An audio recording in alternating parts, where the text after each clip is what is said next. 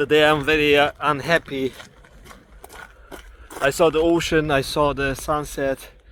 I'm still very unhappy, so I'll give you a couple of conspiracy theory type of thoughts. Okay, so when it was a big push for 5G expansion, when was that? Before the pandemic or after that?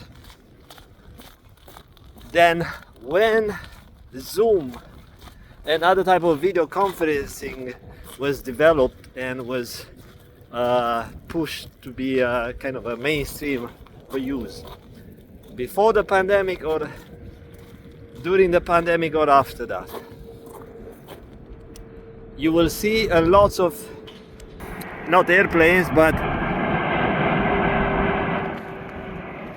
technological advancements that have been used during the pandemic to isolate people. So 5G was an infrastructure necessary to run high-speed videos or multiple video connections, so people won't complain about being forced to stay inside, right?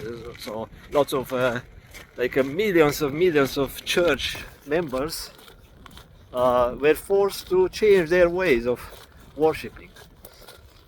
If they had slow speed like before the pandemic, they would push it, they would complain about that, they would get out on the streets, and it was not enough law and order forces to keep these people in check. So in order to keep these people isolated and disconnected from to each other, there was a setup, high-speed internet, 5G technologies, and video conferencing. After the pandemic, the prices of the resources never went down. What happened? People have to work longer hours or take two jobs in order to maintain to be able to afford the cost of living. And I'm told that in the US the retirement age, official retirement age, is 67 years old. So they suck their energy out of people till they die, because not many are going to make it after working two jobs or struggling with payments and debt and loans and stuff. No, not too many are going to make it past the retirement age.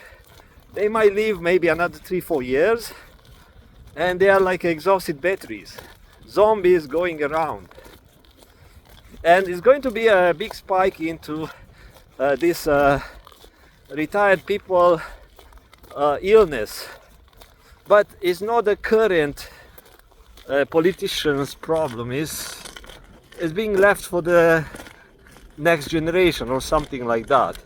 The current leadership is just trying to extort as much energy as possible, and it's not the leaders, the actual political leaders, taking advantage of your money, your a little bit of slice of every dollar. They don't get that much. So if, let's say, a politician gets $1 million a year, not even that, it's not what they get. It's not them who benefit from your extra hard work. It's not them. They are just like soldiers being sent on the front line because they feel good having this feeling of being in power, but there are other forces behind. And I'm telling you something, if you study the term of psychopath, what's the definition of a psychopath? It's a person who has no emotion, but they get the job done perfectly. And it's not a job that is constructive, it's a destructive type of job, right? So could be a killer, could be something going to manipulate other people to do things. So the psychopath gets what he wants, manipulating and using a strategy, a very precise strategy, but for a diabolic reason. Okay, airplanes are coming down.